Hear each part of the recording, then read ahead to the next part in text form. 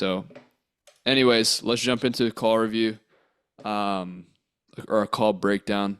We might go a bit over because we're already 35 minutes in.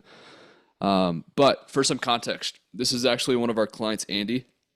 He hasn't jumped onto a group call. I took sales calls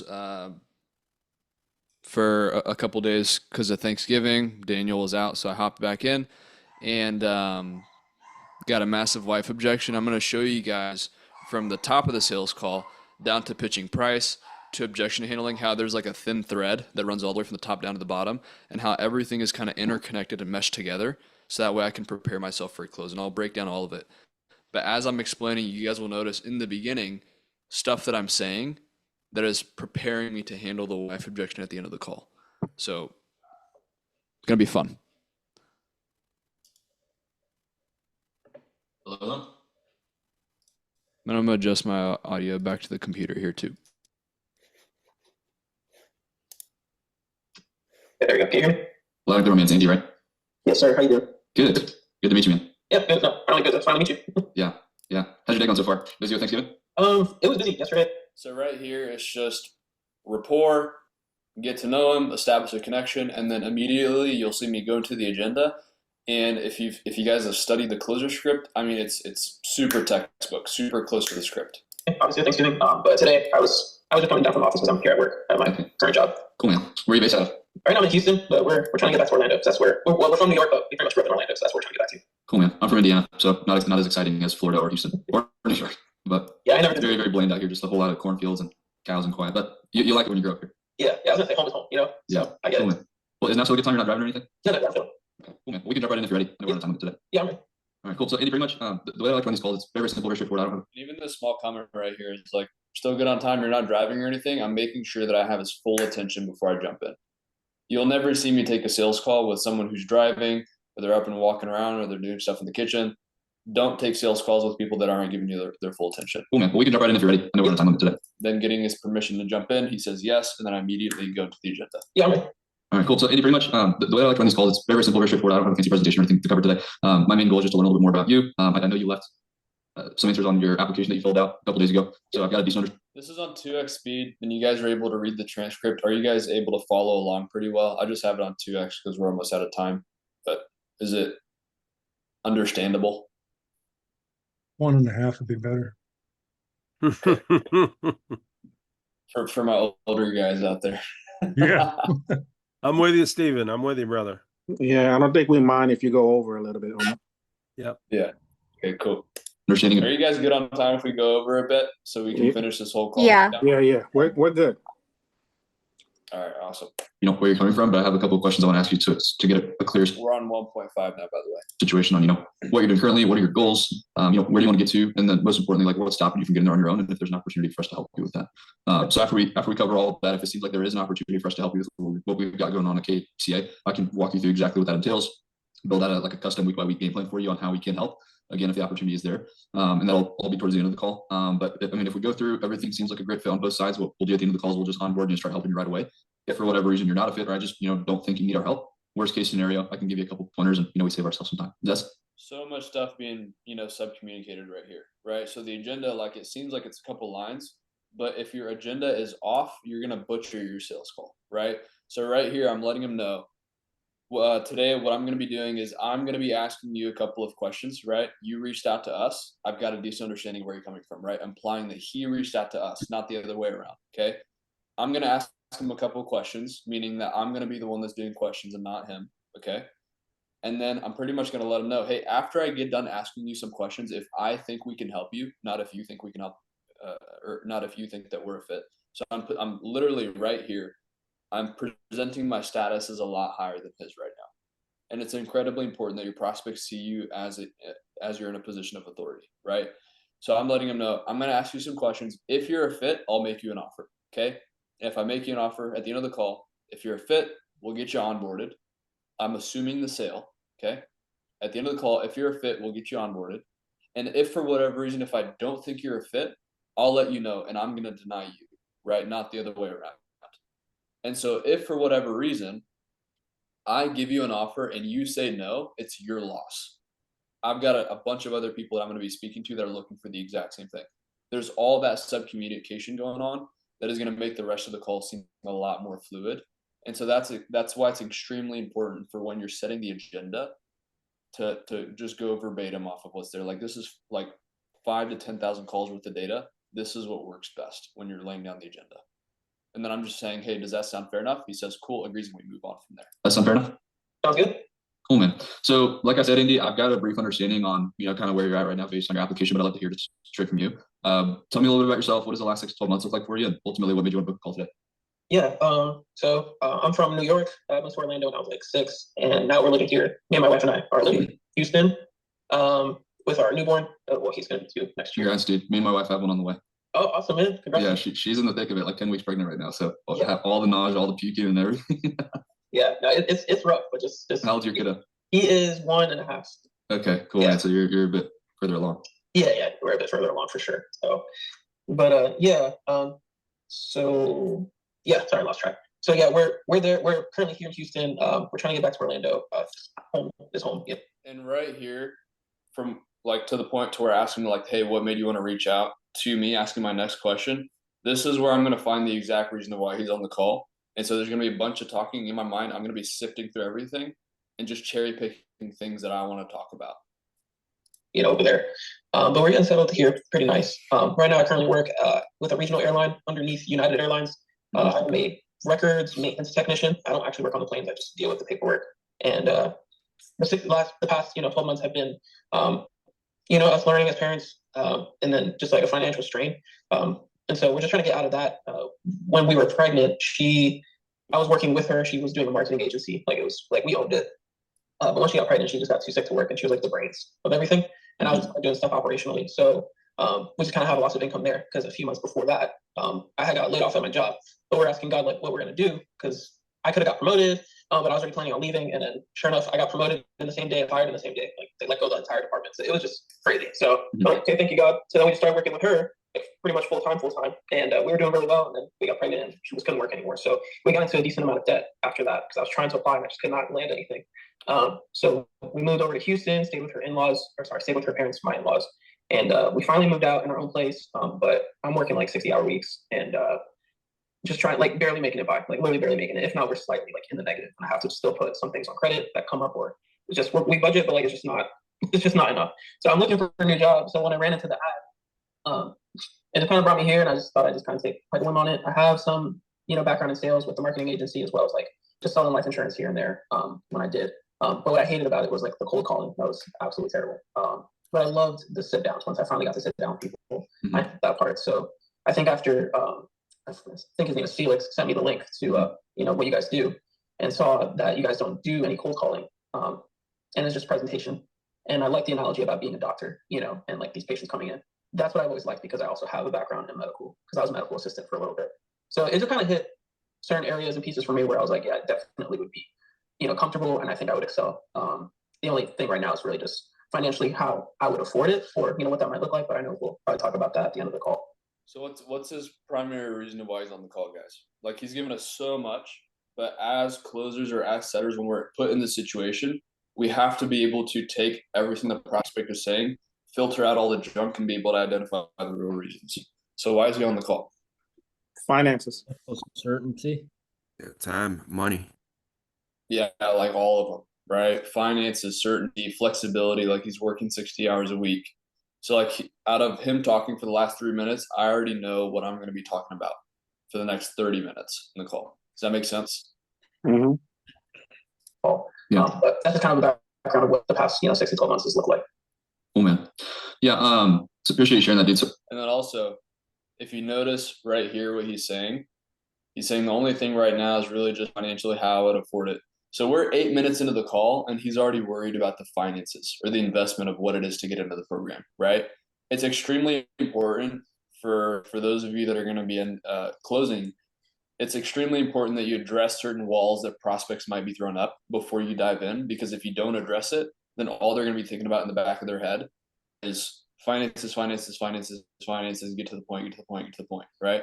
So you're going to see me address this and move on and like lower his guard, so that way he can open up a bit more. Do you know if he got financially qualified?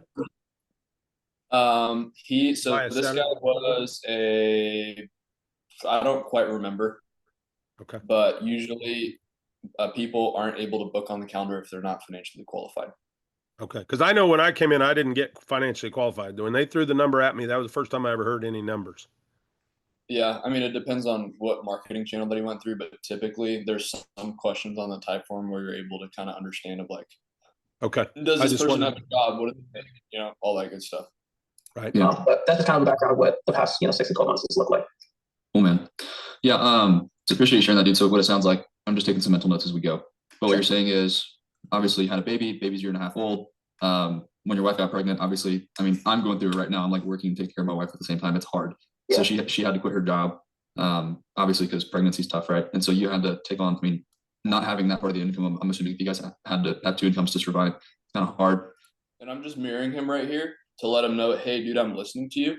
And I'm just communicating, I care and I'm listening. And I'm not just a sales guy, but I'm listening to you.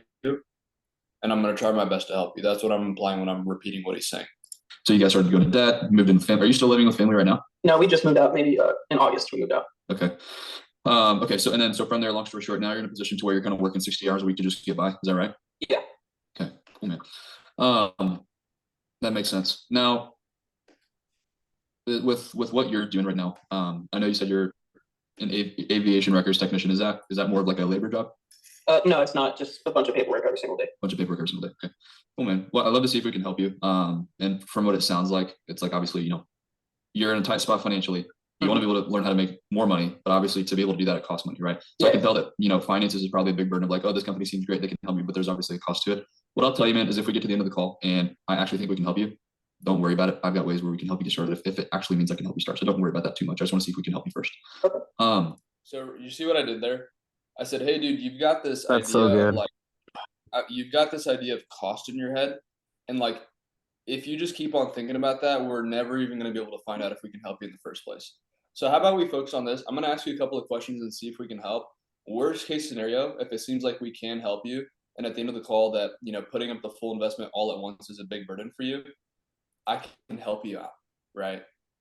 Just don't worry about that just yet because I don't even know if I can help you yet, right? And that's what that is doing is just lowering his guard. And so now he's not so much in like price-based thinking. He's in like, hey, let's just have a conversation and see if you can help me first. It's really important that you address stuff in the beginning that you notice that might cause a prospect to not open up as much. Now, as far as you kind of experiencing all this, how long have you been in the position where you're constrained? See that, right? So I already have all the detail in the world. I'm not messing around anymore. I just go straight into step one of the funnel.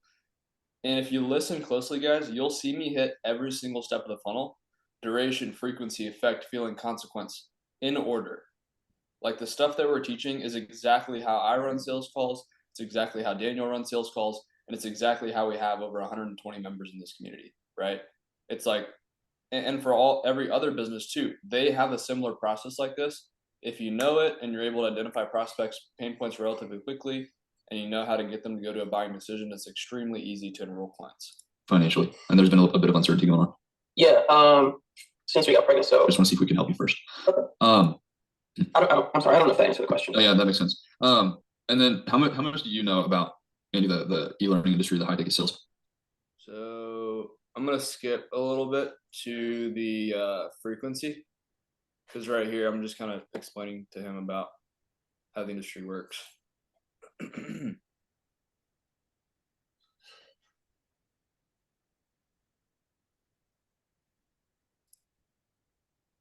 Our students get phenomenal results. But I mean, I got a little bit sidetracked back to what you were saying. So you said since 2023 and onwards is where you've been kind of financially constrained. Is that right? Yeah. Okay. If you had to give me some practical examples of what that actually looks like, Andy, like obviously being financially constrained is one thing, but that can mean a zillion different things, right? Like how does that actually play out in your day to day? What am I doing right here?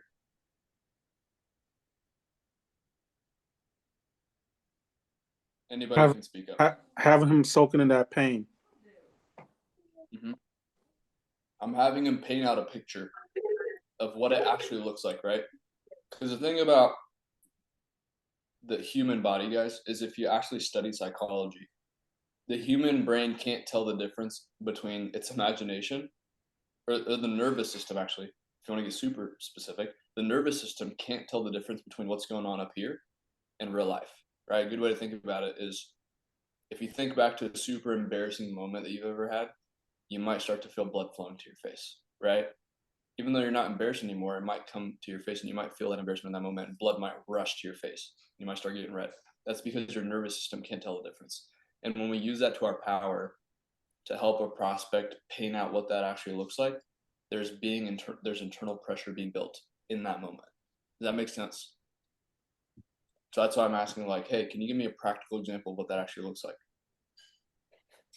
So super good stuff here, guys. Also, hope you don't mind me munching on my pasta. I've got Bible study here in a little bit and I haven't ate all day. So It's a lot of weight, for sure. Just I try.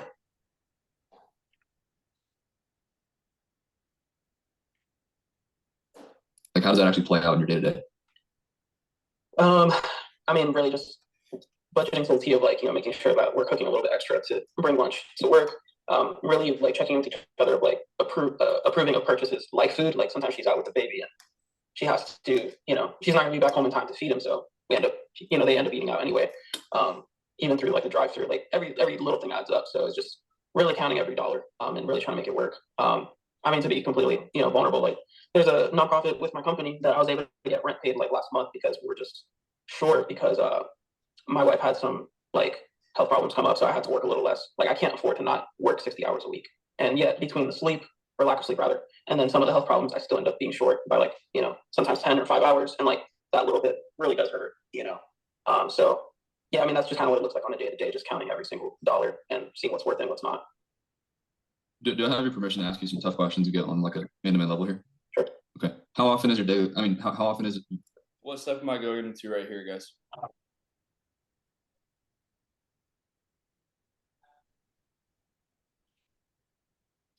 Frequency? Yeah. Got duration out the way and I'm immediately going into frequency. Okay. I had him talk about the duration, talk a little bit more about some practical examples, and I'm immediately going to the next step. How often is this occurring in your life, or how often is it affecting you?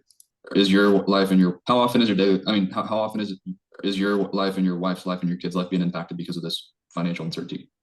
I think it has a major impact. I think it's just like an added strain. Like we already have so many struggles just as married people that we're trying to get through, but to not have, financial stability is already like a big strain. Like we don't get into arguments over money, but I know because I'm like losing sleep and like I think I'm just more irritable. And because she can't because I'm more irritable, it irritates her. She gets frustrated, stressed out. Yeah. And when she wants to like do some like personal care, like I just need to get my nails done or do my hair, like feel like a normal human being, not like a full time. I mean, we're gonna be full time parents, but not feel like just sometimes set us up. It's like we can't really afford to, But I understand, so it ends up going on credit. Anyway, like I know that she needs it. So it's just one of those like we try to stick to the budget, but it's hard, even like emotionally, just between the two of us. Me trying to provide and fulfill like her needs, her personal care, and knowing that she deserves that. Yet like it just in the long run, I think just kind of like compounds on itself. Where it's like it might feel good now, but like it'll come back later, between maybe arguments or stuff like that, So it's like indirect, but like it's definitely there. Okay. How is that like affecting you, knowing that your responsibility as a man is to provide, especially now that your wife's not working, right? Yeah. Your responsibility now is to provide for your wife and your kiddo, and even things like like it's nice to be able to treat your wife to get her nails done, take her out on a nice date and everything, but like knowing that in the back of your head is nagging at you, like, oh, this is gonna bite me in the butt. Yeah. And not being able to do it with a sense of peace, right? How's that sitting on your shoulders? It's a lot of weight. Going into feeling right here, right? Got duration, got frequency out the way. Now I'm going to the next step, right? How is it affecting him? And I'm asking it in different ways. I might not say it specifically, how is it affecting you? But I just kind of repeated everything that he told me. And I said, how is that sitting on your shoulders? Right? Same end goal, different angle. How's that sitting on your shoulders? It's a lot of weight, for sure. Just I try my best to really, really be like present like once I get home. But it's either I'm super tired or just kind of like the financial stress still kind of weighs on my mind. I'm able to put it away for the most part, but I still think it has a part to play in like how present I am. What I notice and don't notice, with certain things that women notice all the time. We, just in casual conversation. Like I feel like I might be more quiet, sitting at the dinner table than like if I just have one less stress, which is a pretty big one, like off my mind. I feel like if I didn't have to think about finances, I feel like it wouldn't be the answer to all, but it would definitely put us like in the right direction narrowly to be able to be connected more, if that makes any sense. Does your wife know how all this is on your mind? There's a lot of psychology going on right here behind this question. Do you guys want to make some guesses on why I'm asking this? Your Or the objection handling. Yep. You're addressing the objection that's coming. Yeah. And the reason I'm asking him this question of like, hey, does your wife know how all this is on your mind? Because most of the time when you're on some sort of biz op opportunity or like some fitness coaching opportunity and this guy is talking to you and just dumping out his heart on how he's feeling.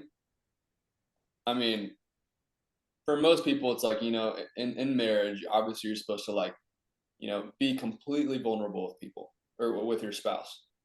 But sometimes it's like, there's stuff that you can express to another man who might be able to help you that maybe your wife doesn't know all about.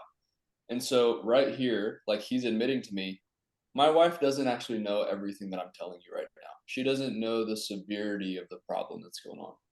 And so at the end of the call, when he says, hey, let me talk to my wife, I'm pre-handling that objection. And the psychology is like, hey, dude, your wife doesn't know the extent of the problem as I do.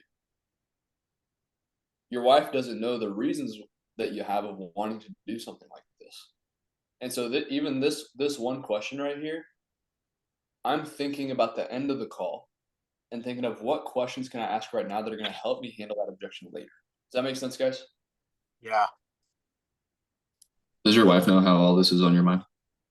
Not That's all affecting completely, you? not completely, but like I'll, because I try to really hold emotional space for her because she's going through a lot too, just between, traumas we're trying to get over, in therapy and stuff like that. But she knows, but I don't know if she knows like how deep.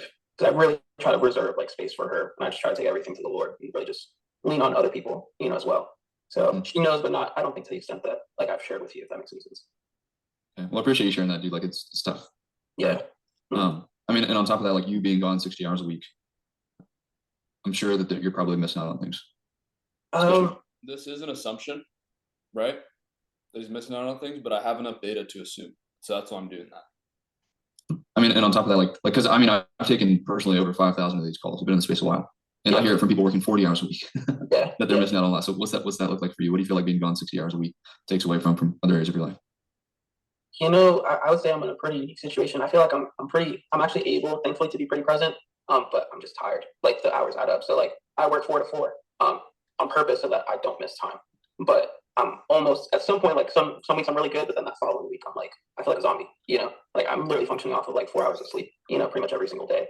So it's like I'm there, but I'm not there sometimes, so I would say it takes a toll in that sense. Like I don't really miss out, but I feel like I'm mentally checked out, if that makes any sense. I know some other people that don't see their family, that work that much. I'm fortunate to see my family like a lot, but it comes at a cost of like literally like 4 to 4, or get up, at 3 and really try to get to work at 4, if that, and then get out at 4 and be stuck in traffic for, 40 minutes. And honestly, what it looks like is me sometimes like falling asleep, like at the wheel, like I feel it. So I'm just dead tired, and I just need more time. How much quality time are you actually spending with your family though, right? Because being gone for 12 hours and then coming back. Yeah. Like quality time with your kid, and then also like, yeah. At least I know for my wife, it's like one-on-one quality time with your wife as well. How much of that are you getting? Once I get home with my kid, like all 3 of us just kind of hang out. But then once the baby's down, like after like 7:30, her and I are able to like watch shows together. But I kind of dread like if we have to talk, which I know is super important. Because like that's important. But like I know that I'm not mentally there to hold conversation, but I am there to like be physically there with her and hold her, But I feel like it's just a lack of sleep, a lack of time, and mental presence like is affecting our connection. Because like when we do talk, it kind of goes south because I say something wrong, but I don't even mean what I said or whatever. Just gets miscommunicated, and I don't have the energy to get it. Not I try, but like get it right in the sense of like once I try to recommunicate it, sometimes I just make it worse. So it's like user error, but then also like I know I'm not thinking at 100% to be able to. Because everything is flowing downstream from you, right? Like you kind of when you come home and if you're feeling great, family's gonna feel great. Yeah. If you come home and you're tired and you're grumpy, then that's gonna downstream directly to them. Yeah. Exactly. How's this all like? You kind of not being emotionally present there because you can't blame you, dude. You're gone 60 hours a week, working 12 hours a day, getting up at 4, coming back at 4. How's this like affecting your wife? Level. I mean, it's affecting us pretty bad. I just spoke with her the other day. I think it was Wednesday when I scheduled the call that I'd be sitting down with you guys, kind of briefed her that I would get more information. What is he saying right here? I told her that I'd be sitting down with you guys and that I would get more information. What is he like telling me right here? He's already spoke to her about it. He's not ready Yeah, to but make a also what is decision. he implying that he? Yeah. he's telling me right here subconsciously without telling me directly, hey dude, I'm gonna have to talk to my wife again, right? And you're gonna see how I kind of guide him through all that here in a second. But like right here, this is why it's really important to train your ears on like what statements mean what at the end of the call. This statement right here saying like, hey, I already, sat with my wife and I spoke to her and I told her that I'd be sitting down with you guys and getting more information. He didn't say I'd be sitting down with you guys and making a decision. He said I'd be sitting down with you guys and getting more information. So what he's saying is, hey, at the end of the call, by the way, Umar, I'm going to tell you I need to talk to my wife. And so I've got red alert going on in my brain right now. I'm like, okay, let's see what I can do here. That's what I'm thinking right now. But like I told her, I was like, something has to change, because now with her health problems coming up, we have to schedule like a follow-up appointment, and it really could look like anything where I really don't know. And so if I take time off from work to be with her, that would be the right thing to do. But then in essence, we might not have a place to live. Like, what are we gonna do? So it's like I told her, I was like, I don't know what this next month is gonna look like, but like after I get more information and we agree to do this, like yeah, again, another time after we get more information and we agree to do this, he's telling me again, it's gonna look like probably, a hard month financially and maybe just like, time-wise, but after that, like maybe I could, find my stride in this business if you guys see I'm a right fit and whatnot. So that I can get more time with her in the event that, she is like the appointments lead to something else. Hopefully not, but I'm just trying to prepare for anything because right now we're not prepared for anything at all, So So I mean, if you had to rate overall on a scale of 1 to 10, really how satisfied you are with where you're at? Where do you put yourself? 1 being like, I'm not, I know something needs to change ASAP. 10 being like, obviously the opposite. Yeah. With where we're at, it's definitely like a 1 or a 2. It could be worse, but I mean, we're barely making it by. I don't want that for my family. Yeah. Have you ever invested in any training programs to learn a skill or do anything to get out of this pocket that you've been? So right here, if you guys haven't seen the advanced closer training, what I'm about to do right here is called pre-handling objections. Okay. And so you guys can look all this up, right? But it's called, and there's not going to be a lot of information out there because this is something that, only a very small percentage of people know in sales. And lucky for you guys, you have access to all the training inside of weeks 1 through 4. But what I'm about to do right here is called NLP. What it stands for is neuro-linguistic programming, right? And pretty much what you're doing here is you're getting a prospect to tell you what is their limitation that has kept them from taking action in the past. What do they need to change about the way that they make decisions in order to actually get a different result? And what have they lost out on because of their current way of thinking? And so what you're doing here is you're helping prospects change the way that they make decisions, right? So this is like getting into some like super wizard sales stuff, right? So for those of you that are kind of in the beginning right now, I don't want you to focus on this too much. When it's time to learn this, you will. But you're going to see me literally unravel his thoughts right here and help him understand, hey, dude, the guy who you are right now, the way that you've made decisions up till this point is not the person that you need to be to actually get to your end goal. And so you're going to see me kind of walk him through that and pre-handle the wife objection. Okay. This right here is where the sale is made.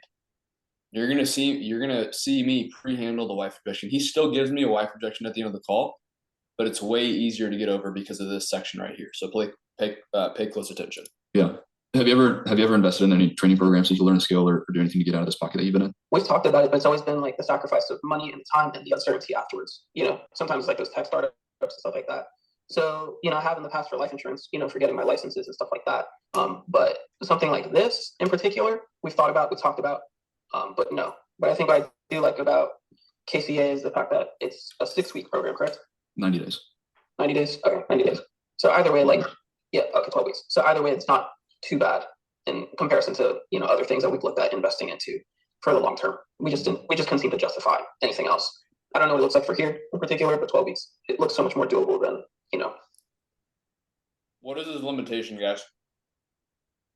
Why hasn't he invested up till this point? It's time and uncertainty. Yeah. He just hasn't pulled the trigger. I mean, he's thought about it and thought about it and thought about it, and he just hadn't made the bold move and done it. He's justified why he hasn't done it. You notice how he said, we just couldn't seem to justify anything Yep. instead of I couldn't justify anything. What is he saying here? His He's wife. letting his wife make decisions. He's putting responsibility on not only himself but his wife too, instead of like taking responsibility and accountability for his actions. Spot on. Spot freaking on, Ricardo. These are the little teeny tiny details that you have to pay attention to in sales, right? When someone says, like when you ask someone, hey, why haven't you taken care of this problem already? Why haven't you invested in anything already? And he tells you, we just couldn't seem to justify anything. What he's saying is, any decision I've ever wanted to make, I've always ran it by my wife, who, by the way, is a stay-at-home mom. I'm the primary breadwinner, but I still run everything by her, and we just couldn't seem to justify anything. What he's saying is him and his wife have never been able to come to agreement on anything, and he's never taken full responsibility to just make a decision for them together. He's blaming it Just on the off of that, boss. yeah, just off of that one line right there, I just learned so much about this guy. And so you're gonna see me help him shift that here in a second. We just couldn't seem to justify anything else. I don't know what it looks like for here in particular, but 12 weeks, it looks so much more doable than, other stuff.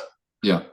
So, I mean, what's kept you guys from investing into some? I know you mentioned a couple of things, but just to clarify, what's kept you from investing into some training program or anything else to help you get out of this pocket up till now over the last 2 years? Yeah, not wanting to get into debt, like even more so. But I think we're at a whim of like something has to give, and maybe this is it type thing. Yeah, I think what held us back was like, let's just keep applying, let's try to find something better than talk about school and stuff like that or whatever. But now that we're kind of still in the same place, it's like maybe, at least for me, because I know more about this than she does. I'm thinking maybe this would probably be like, a hit at first, but then like maybe a quicker recovery than other avenues. Yeah. So I'm curious, Andy, how many calls like this have you and your wife been on? Not together, but just overall. I haven't been on any calls like this. Okay, this is the first one. Okay, got it. Yeah, I mean that's interesting. Man, can I? So what you're saying is the reason why you haven't taken any initiative in the past to sort of invest into a training program or to learn a skill or whatever it may be is because the idea that you're going to have to go into debt or spend money to be able to learn a skill too, and so that's why you haven't taken any initiative on that in the past.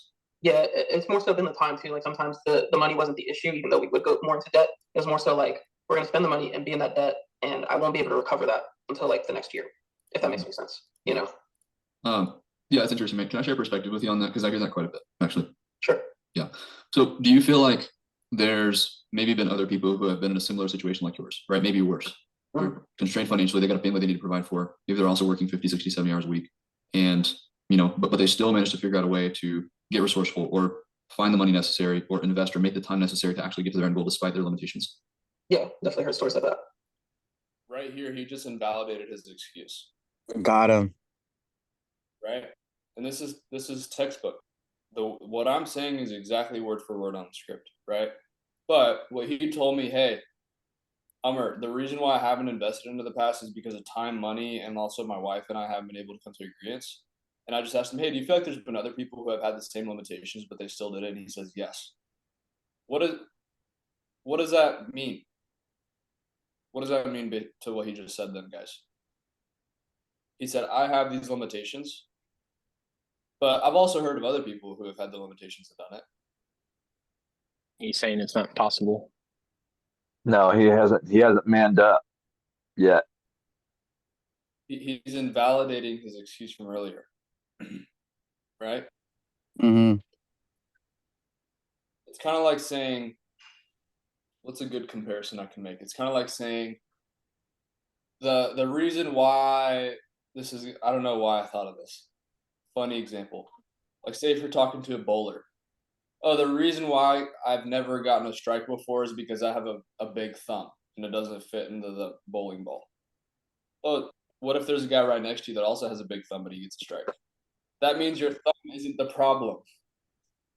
It's you, right? And so what he's doing is he's invalidating his excuse right here when he says, yes, I've heard of stories like that. Yeah, definitely heard stories like that. Yeah. What do you feel like is the difference between that person who actually gets over the financial and the time hurdle, the way they view their limitation of money compared to the way that you viewed that limitation over the last 2 years? Honestly, are you asking like what is the difference? Sorry. Yeah, like what's the difference between the person who, despite having the same limitation as you, actually ends up getting to their last goal versus you? Yeah, I would say the difference would be sometimes I would say like desperation. desperation and the motivation to just get done, I would say. I'm not sure if I was less motivated before, but I think I was really leaning on, really leaning on that I would find something, especially in Houston. There's a lot of jobs here, but apparently everybody's applying and nobody's getting hired, like myself, for better positions. So for me, I would say the difference between then and now is like, I don't feel like I have another option. I do feel like it's worth it to take a chance, and I know I can do it. It was just a matter, I guess, me and my wife being on the same page of like pulling the trigger with something like this, and that at the end of the day, God is in control of our finances, and He's made promise. He just told me right here again. It's just a matter of me and my wife being on the same page and pulling the trigger, right? Like he's telling me right here his limitation for probably the 4th time. Just us, from His word. So like, why not? why not take a chance? Maybe this is it, But obviously we got to be on the same page about that once, like after this call. But yeah, I understand. Again, right? Obviously, me and her have to be on the same page after this call. So he's like hammering it into me. Like he's not going easy on me. He's telling me, hey, dude, like, yeah, I mean, after this call, I just gotta see you for an agreement, right? And you're gonna see me address that right here. Answer your question. Yeah, I mean, so what it seems like to me, correct me if I'm wrong, Andy, but there's been 2 years of financial uncertainty, and like what you're saying is overlap. So I already pre-handled his money and time objection. Now I'm gonna pre-handle the what? So there's multiple objections that I'm pre-handling here, but you have to do that, right? So I went from the money and time objection. Now I'm going to the responsibility objection. Last 2 years, you haven't really found anything that you guys have been able to agree on to move forward, and so there's been a sense of procrastination there. I would say so. Yeah, just never being on the same page.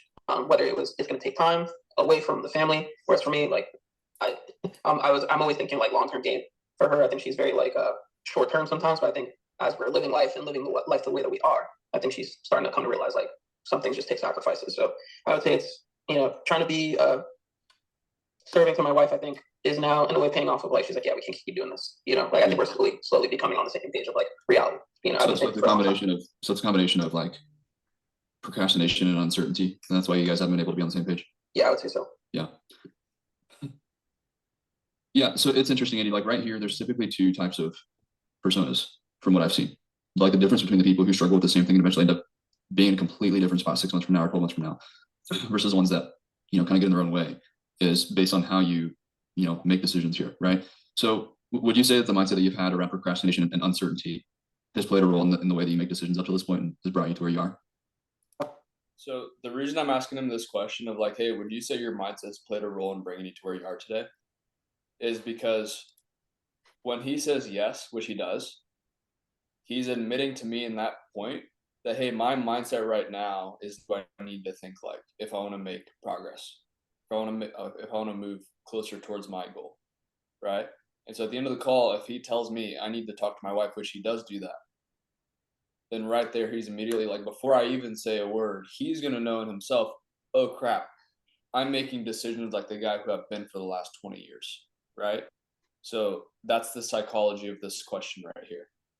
I would say so, yeah. Yeah, because the reality is, man, is like the hard part is making decisions based on where you want to be instead of where you are now, right? And that might seem a little bit complicated, but to put it simply, is you become whoever you make decisions like, right? So it's like if I take someone who's overweight, if I take a bodybuilder, if I stick a bodybuilder inside the body of someone who's overweight and they start making decisions like a bodybuilder, eating healthy, sleeping right, drinking a lot of water, having a consistent workout routine, who's the overweight person going to become 6 to 12 months from now?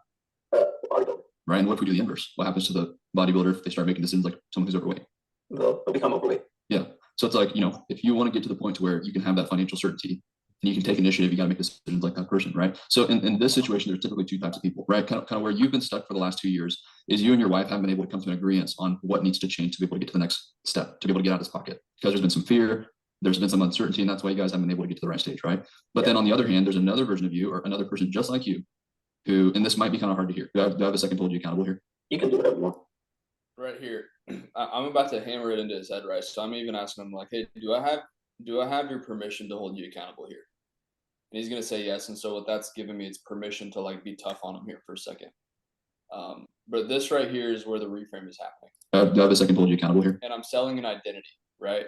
Like selling identities is super powerful. When you box someone into an identity, and when they admit that they need to make decisions like that identity, it's really hard for them to get out of it, right? And so I'm going to be talking about what this is called right here is binary personas. Who you are now, how you've made decisions, versus who you want to be and how they make decisions. Because you become who you make decisions like. So it's like those two identities is what I'm really drilling into him right now. Do I have a second to hold you accountable here? You can do whatever you want. There's another version of you here, right, Andy, that instead of having this problem go on for 2 years, instead of relying on his wife to be able to come into agreement, he takes responsibility and makes the decisions necessary, right? Have you heard of the saying, heavy as a head that wears a crown? Yes. Yeah. What do you know kind of what it implies? Well, I've heard it. I guess I don't think I've really given it thought what it Yeah, means. I can explain it to you, right? So pretty much what this saying is, it's a famous quote by Shakespeare back in the day. What it means is like, everybody thinks the crown that a king wears is heavy because of the physical material weight, like the gold, the jewels, the diamonds, right? The reality is that's not why it's heavy. The reason why it's heavy is whoever's wearing the crown, they have the burden of responsibility that comes with it.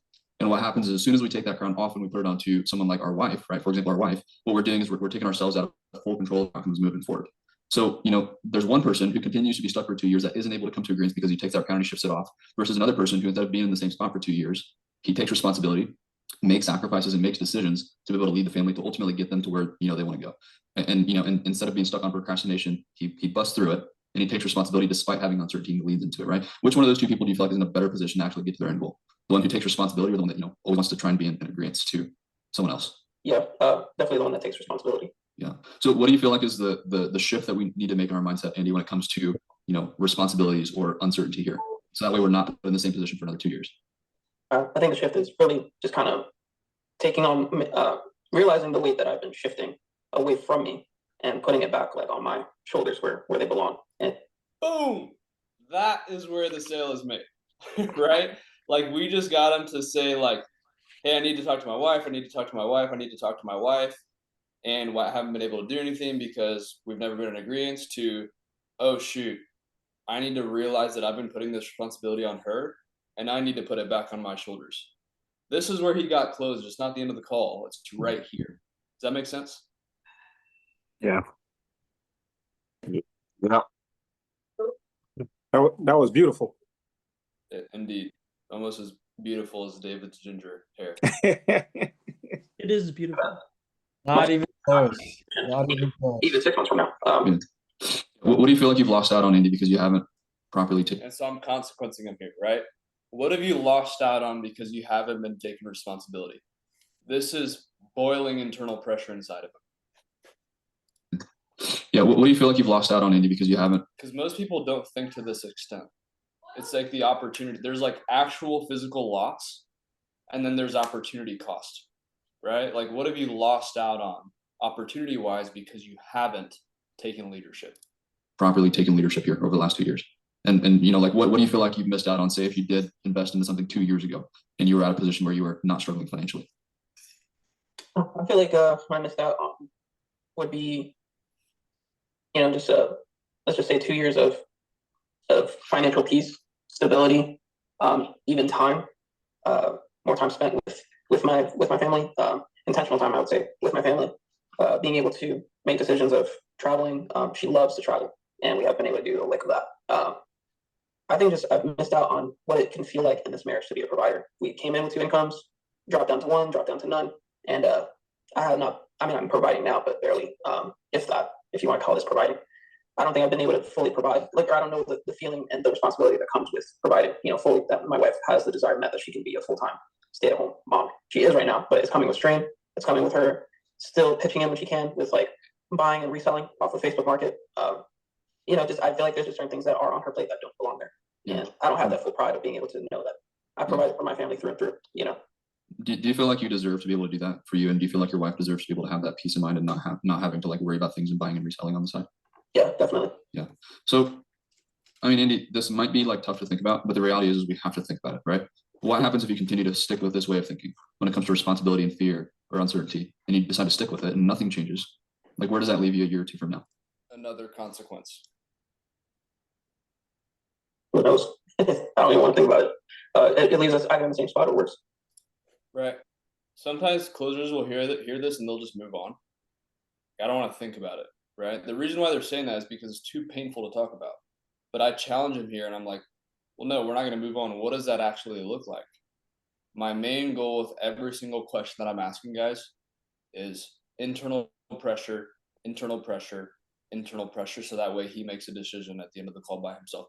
You guys will see, like, the whenever he gives me the objection, you'll notice that I don't make any statements of like, hey dude, come on, you gotta do it. Come on, give me your card information. Come on, you gotta do it. We have a great I don't make any statements like that. I'm simply just asking him questions, right? And the way that he sells himself to make a decision here is insane, right? And a prospect will never get to that point of selling themselves into a program without you making a single statement if they don't have internal pressure. And you'll see the power of internal pressure towards the end of the call. What does that actually look like? It could. I think she'll go back to. She's a very good worker. She'll go back to work before this ever happens. But it could look like, let's say she gets sick, because we're kind of preparing for that. We're not sure what's going on. It could look like us moving back in with our in-laws, and there was nothing wrong there, but we don't want to do that again. It could look like us. I don't know. It could look like a ton of different things that we don't desire or want, for our marriage. It could look like us having another baby. It's just like 2 times harder, to be in the same spot. It would look like it worse financially and more stressful. It could look like us not being together because everything is just so stressful. We can't think straight, or we can't stand aside of each other. Who knows? And I'm assuming, of course, you love your wife, right? And so that's not something that you want to be able to have as a possibility. So let's say if you decide to shift your mindset, right, and you decide to take responsibility, you decide to lead, and you lean into the uncertainty, right? Because something's got to change. That's your words. Yeah. Say if you do decide to do that, and you're a completely different man, 6, 12 months from now, what does that look like for you? What part of the call am I transitioning into? Heaven Island. You guys know this stuff, see? It's very, very simple. What's your ideal state? So I'm going to move from here down to, so the rest of this is pretty much just like, painting out Heaven Island, yada, yada. So I'm going to move down to his objection that he gives me.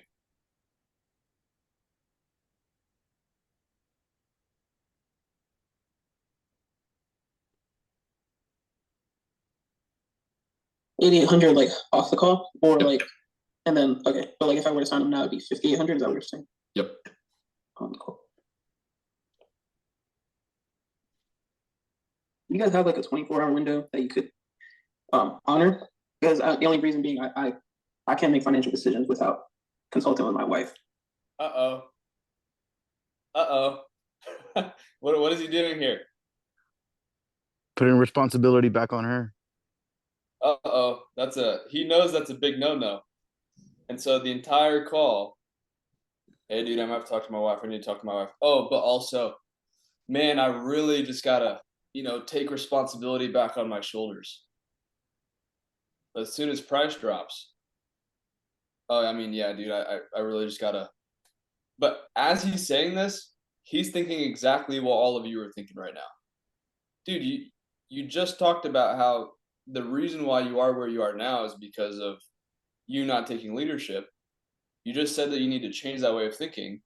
And now all of a sudden you're putting the crown back on your wife's head. He's thinking that in his head as he's saying this. Do you guys realize the power of everything that we've done up until this point and how easily we're going to get over this objection because of everything we already talked about? That's the power of building internal pressure. And so now, the entire call, we've gathered all this ammunition, and now guess what we're going to do? Spray it back. We're going to spray it back. Watch. You guys have like a 24-hour window that you could honor, because the only reason being I can't make financial decisions without consulting with my wife, just out of respect for her. If it were me, I definitely would be doing that. I don't want to do it. It's not that she's not aware, but I told her that I would talk. And in my head, guys, you guys will be put into positions like this when you're closing. In my head, I'm like, dude, I got you. Like in my head, I'm like, I got you, And so bring that in. Super awesome when you can prepare for information to her before, and see what we wanted to do. But I'm pretty much on board with really doing this. Just something has to change. Just out of an honor to my wife. That's why I'm asking. Yeah, cool, man. Yeah, I mean, I guess the most important thing for me, right, out of everything, Andy, is that you actually believe that this can help you get to your goal. Do you feel like it can? Yeah, absolutely. Okay. Why do you feel that way? I feel like it's a great opportunity to start a change and make the change, for my family and for my wife, for my kid. And like I said, for me to be able to be more present as a husband first and father. The reason why I'm asking him this question of like, hey, why do you feel like this can help you get to where you want to go is because we're getting rid of the value objection. Okay. If someone doesn't see the value in what you're selling, you can't handle an objection. Okay. And then also what we're doing when we're asking him why is we're getting him out of price-based thinking and we're getting him into outcome/results-based thinking. Okay. People make decisions based off of an outcome. With some other minor stuff. So, just trying to be respectful and understand that, we're one flesh. So Hold on. Skip it a little bit. I just think it'll be a life change that my family needs. Period. Cool, man. I think so too. And I know I asked you briefly earlier, but just want to clarify. Is your wife aware of the extent of the problem that you mentioned to me? Does this question sound familiar? You guys are smiling. I'm telling you, this is super high level wizard stuff, guys. If you can master this, you're gonna make a buttload of money. I think so too. And I know I asked you briefly earlier, but just want to clarify. Is your wife aware of the extent of the problem that you mentioned to me? Yes. Okay. And how does she feel about you? But he lied. And this is a mistake. If I could go back, still ended up closing. But I would go back and I would check him on that. And I would be like, wait, but you told me earlier no. So that's one change I would make there is I would go back and say, like, well, she's not, dude, because you told me earlier she isn't. Right? So I would check him right there. Yes. Okay. And how does she feel about you investing in your skill set and more than that is actually getting to the point where you can provide for the family? I think she'd be down for it. Or I think she is down for it. I think it was just a matter of like, now that I have the information, we do everything together. And so that she can move forward, understand the expectations of, this is what the commitment will look like, 5 to 10 hours a week. And this is what it's going to financially cost us because, we share a bank account. So, I've done some things so much more minor and she hasn't necessarily given me flack, but she's like, I wish you would have told me, she's like, I feel like I can't necessarily, like, I feel like in a way you're kind of going behind my back, with some other minor stuff. So, just trying to be respectful and understand that, we're one flesh. So any decision I make, I gotta make sure, and including her too with me, we gotta make sure that we're on the same page. Yeah. So for you, is it more about like, hey, we need to talk about it and see if the finances work, or is it more of like, we always make decisions together and I need to run it by her? Yeah. That way. Yeah. It's just how we make decisions. Exactly. Okay, cool, man. I mean, as your potential future coach, right? Do I have your permission to hold you accountable here for a second? Sure. Yeah. So as far as we talked about earlier, when it comes to, what has kept you stuck for the last 2 years and why did we take initiative over the last 2 years? What was the main thing that held you back since then? I would say, like we talked about, like procrastination and me not taking full responsibility. Uh-oh. Does that sound familiar? What's the thing that's kept you back from making progress till now? Does that question sound familiar, guys? Yep. And I'm gonna get him to buy without making a single statement, just by asking questions I asked earlier. I would say, like we talked about, like procrastination and me not taking full responsibility.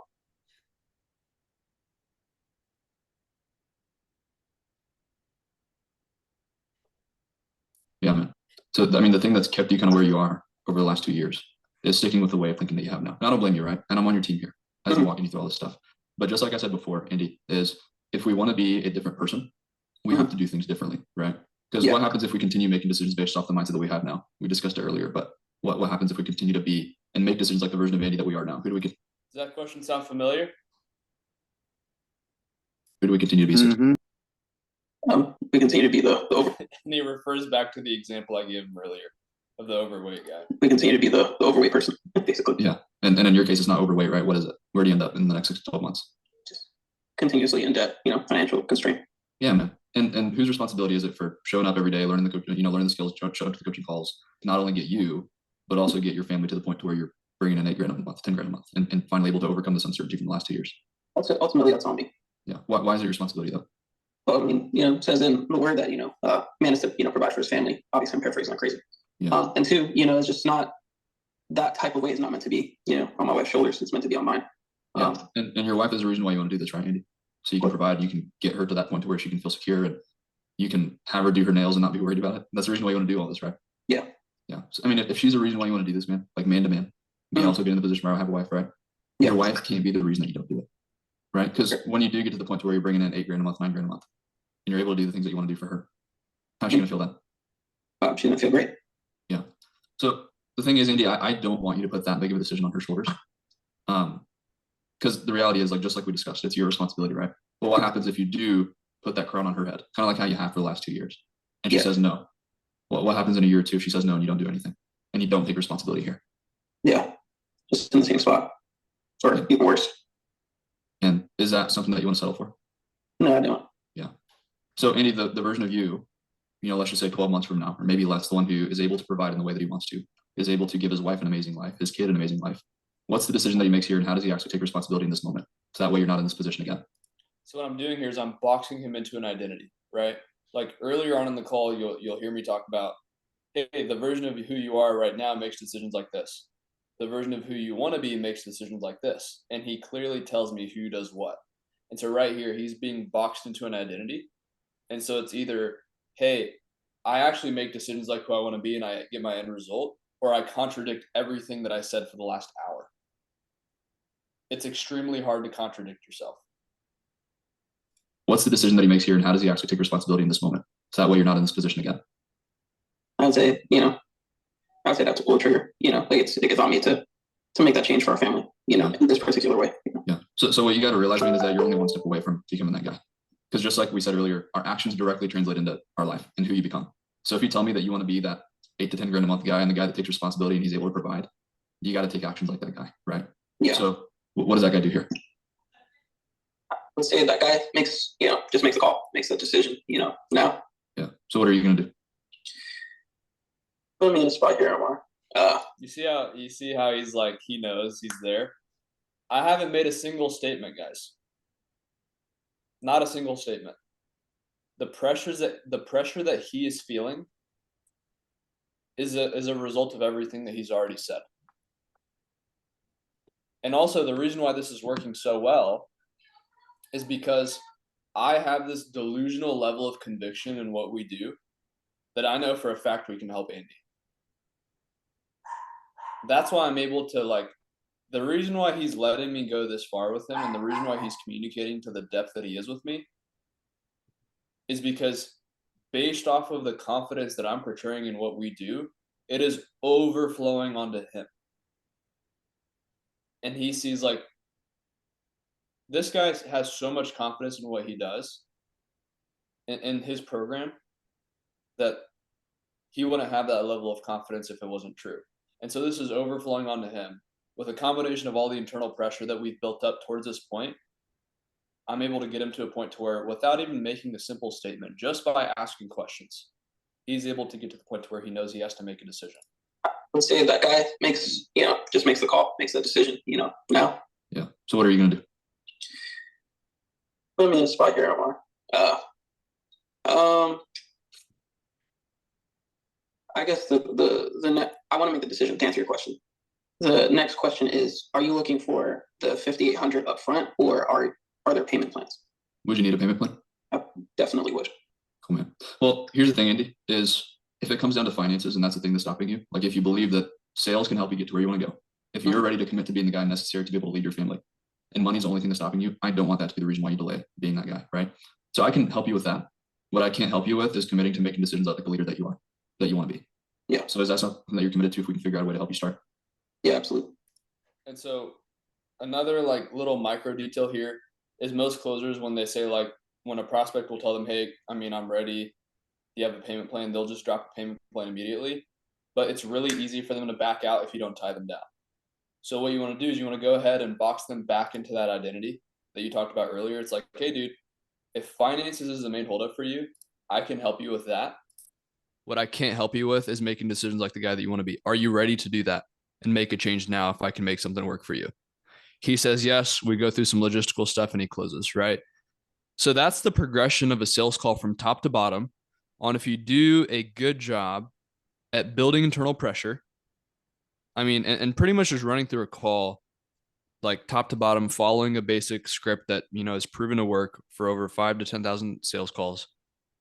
And if you can listen to what prospects are saying and not take it for what they mean, or not what they're saying, but what they actually mean, if you can listen for minute statements and understand what that statement might mean at the end of the call, and you can pre-handle it, it becomes incredibly easy to close prospects. If you can get to a point to where you understand the psychology of what people are saying, if you can listen to small details and you can prepare for objections at the end of the call, if you're taking 5 qualified inbound calls, you can easily close 3-4 of them, achieving over a 60% close rate. Does that make sense, guys? So, hour-long call breakdown, but what are your guys' thoughts on that call? Curious to hear. It was a lot. Honestly, I got some input. Let's go one at a time. Ray, go ahead. All right, thanks, guys. you know the thing as I'm listening to you, and you made a comment near the end of that saying your confidence in this because you believe in this, you believe in the program, you believe in this. So that to me is basically and the psychology and the breakdown, the frequency, all the stuff that I mean, those are tools that we got the way we got to get to helping these people, and that's kind of how I look at it. It's you're coaching him how to change old habits that never supported him or helped him in his future. Now he's got a baby, a wife. I mean, it's like literally helping people to get out of those same old habits so that we can actually support our family, be with our family, the time, money, all that stuff. So, I mean, yeah, I mean, it's there's a way to do it, which is what you teach us. So thank you for that, like truly, because I mean, our brains will be going all over the place trying to figure out how to do that, right? Because just passion and conversation isn't enough. It's literally understanding what's going through this. So anyway, I just wanted to say is that I look at it as you're coaching the guy off that abyss of a cliff of junk life not serving you into, hey, let's back up, let's go this route, and you're helping the guy. And that's my short version of how I see all this, to be honest with you. Yeah. And the thing is, Ray, it's interesting that you say that. This call is not about KCA. Like sales is not about selling a product or service, especially in high ticket. It's not about the product or the service or the vehicle that you're selling. The thing is, what you're selling is showing the person that they need to change the way that they make decisions. If you can get a prospect to realize that, they can succeed with whatever vehicle it is, whether it's Amazon FBA or whether it's stock trading, or like if you have a coach that can teach you a skill, anybody can learn from them and replicate the same results. It's not about sales. It's about helping this prospect understand that they are their own limitation and that they need to start doing things differently if they want a different result. So great point, Ray. Yeah, thanks. One word, doable. There you go. I haven't talked to anybody on a mock yet that I don't think can do that. Yeah. All of you guys are capable. It's almost like if I didn't know any better, that it was like it was planned, Yeah. I thought that same thing. I thought it was a mock. Yeah. I thought that was real good. Yeah. And you'll see salespeople kind of just show up to calls and talk without any training and just hope it goes well. But this is why like proper training is crucial. Because if you just show up without a plan, without proper training, without the proper skill set, without the proper tools, it's impossible for you to succeed. You got to show up prepared for every single type of situation. Can I say something, Umar? Yeah.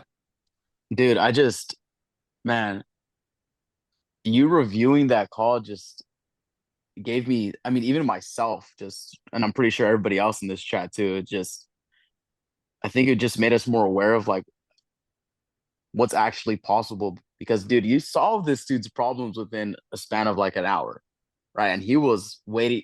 I mean, he was going to put it off, but in reality, like he's going to get help, right? Because he's going to get to where he wants to be faster, because you help them understand like, yo, if you don't do anything, dude, like you're just going to be in the same spot in 2 years. And I mean, right now you're already, not in the best position.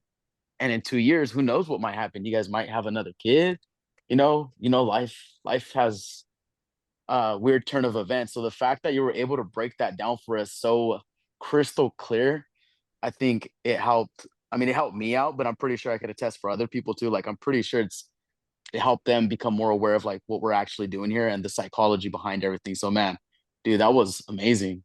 I'd love to see more of. Yeah, dude. I mean, I haven't taken a sales call for a while, but like whenever I do, I'll make sure to review them with you guys. But yeah, and Ricardo, you'll be doing that soon, dude. You're not too far away from being on an offer. For sure. Yeah. Yeah.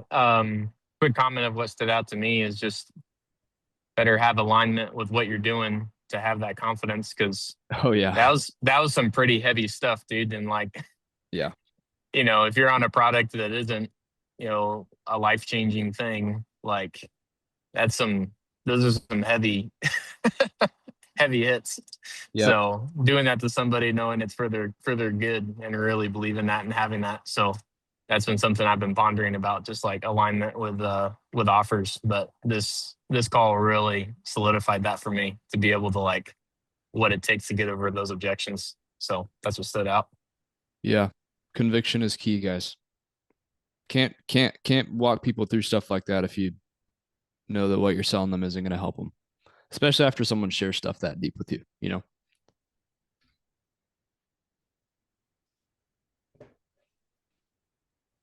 I have a quick question, Amir. Go ahead. So, how would you deal with the situation if the prospect was a woman and she isn't really have like the responsibility of like being the provider? Because I feel like I've had a lot of calls where it's like you link like men to like being the provider, and it's a little bit more conviction. But I haven't really seen too many examples when it's like with women that have to talk to their husband about making a financing decision. You want me to shoot you super straight, bro? Yeah, I suck at closing women. I don't think I've ever closed a single one.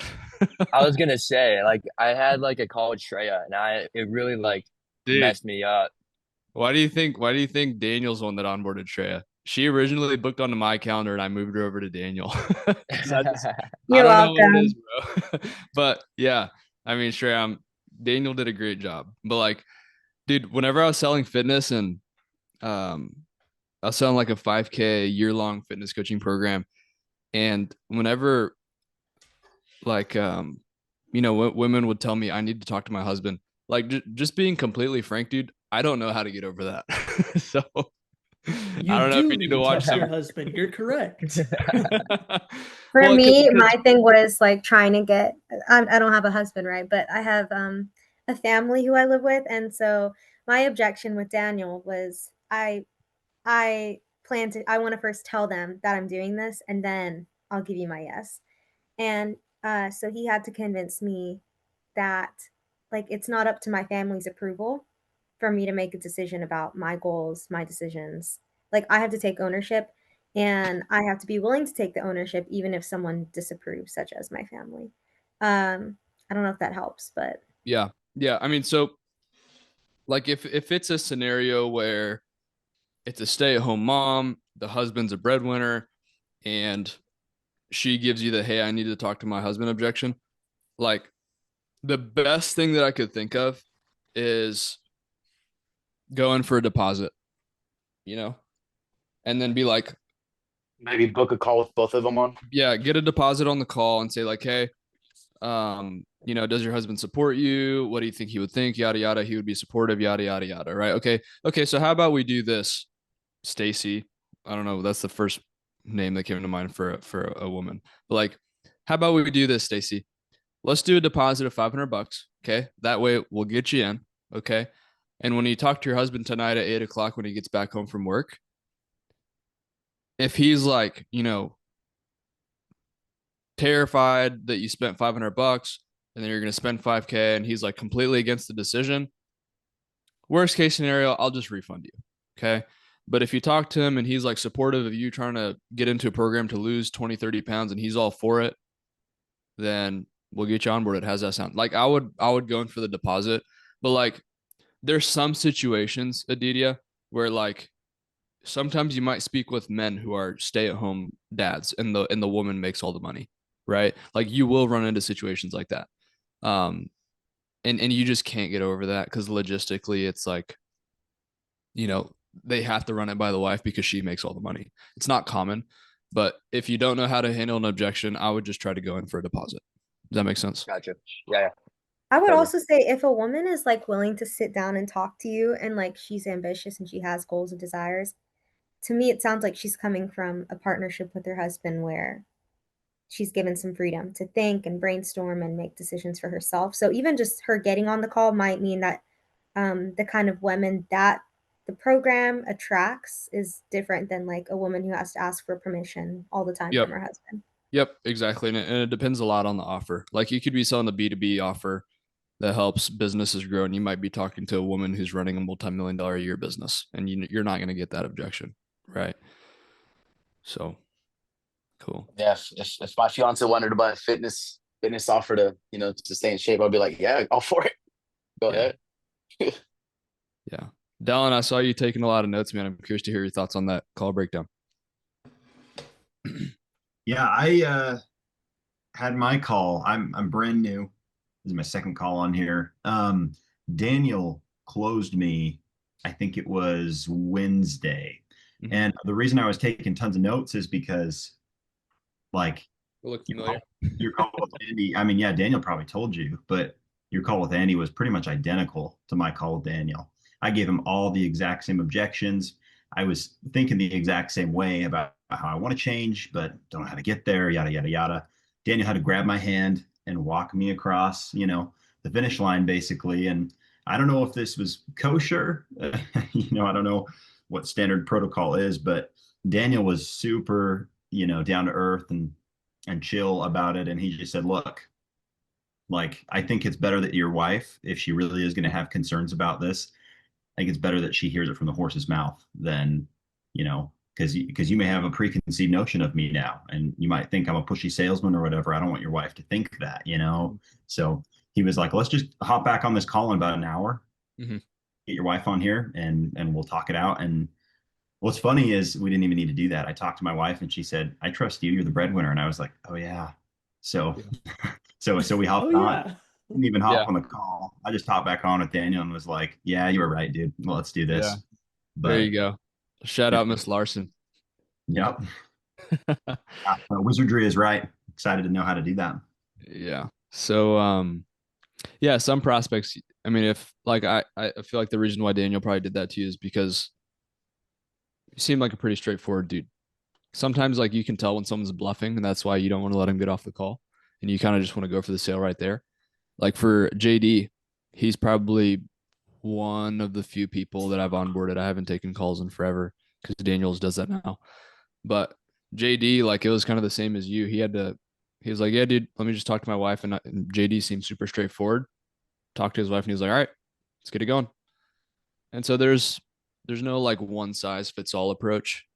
There's like, yeah, my wife was the one that booked the call. So I told Ummer, you want me to go talk to her? I said, okay. So I think you can hear what they say too. I've had experience with that where there's a difference between a deflection and just somebody like a deflection is somebody who has failed at it before because of that exact thing. That's what he was telling you. I've done this before where I go talk to my wife and then I don't do anything. That's the one you definitely want to overcome. Yeah, for sure. Cool. Well, we've been hanging out for almost 2 hours, but super awesome call breakdown. This is actually a super awesome group call. I'll actually take this recording and plug it into the course so you guys can watch it back. It'll just be titled like Ummer breaking down wife objection or whatever. Hey, Ummer. Yeah. In a nutshell, what would you say is your advice of dude wants to take a next step and be more decisive and, get closer to that identity that you boxed him into? Where do you point him? I'm confused on your question. Sorry. Just like being decisive and like, talking with Andy and just like, hey, what do you need to do? How do you move closer to being that guy? Like obviously joining KCA in that sales call, but also as like a member of KCA, how would you recommend somebody continuing to grow in like that mindset? Continuing to grow. I think it all goes back to the, and I say this all the time when it comes to doing an NLP, but like you become who you make decisions like, right? So if it's like you want to continue to be a leader in your household, do things that a leader would do. And it applies to all aspects of life. Like when it comes to going to the gym, if you want to lose 50 pounds, but you're 50 pounds overweight right now, do the thing that the version of you who's already lost 50 pounds would do, and you'll become that guy, right? If you want to become a pastor and you're not a pastor, pastors know their doctrine. They read their Bible all the time, or at least I hope so, right? So it's like, hey, I want to become a pastor, but I don't feel like reading my Bible right now. Well, what would the thing that the version of you who's already a pastor be doing right now? He'd be reading his Bible. And if you start reading your Bible every day, you'll become closer to becoming a pastor, right? And it, when it comes to starting a business or, getting married, it's, I don't know if that answers your question, JD, but it's like macro level view of like who you want to become, write down the actions of what they do every single day and just replicate it. And you'll start to become that person over time. Does that make sense? I don't know if that quite answered your question, but Yeah, that's great. And then is there like resources out there for NLP that you're aware of to learn more about it? Not really, dude. Not really. I mean, all good stuff. We have the stuff on our course, but I haven't really done much research on NLP stuff on YouTube or anything. Or NLP is more of like a thing that psychologists use, not even really a sales. So when you say NLP in the 1-minute videos, is the person watching the 1-minute video going to know what you're talking about, or do you need to? Yeah, they will, because if they're running a multiple 6-figure a year business, they for sure know what NLP is when it comes to sales, especially in the high ticket industry. Hey, quick question about something that JD was talking about, how talked about making decisions based on the person that you want to be. I want a role ideally in like the online business type of space, but would you recommend just taking a role if it's offered to me and I know that I can sell it with conviction, even though it's not my ideal yet? Yeah. I mean, if you get offered a role in the beginning and you have conviction in it, I would take it. But if you're okay with taking a little bit more time to find a role that you want specifically, then that's fine too. It just comes down to your timing. Okay, cool. Thanks. All right. Well, have a great day, guys. Super awesome group call. You guys are great. Glad you liked today's training, and I'll see you guys on Friday, 12 o'clock Eastern. All right. Thanks for your time, man. All right. Peace out, guys. God bless. Thank you.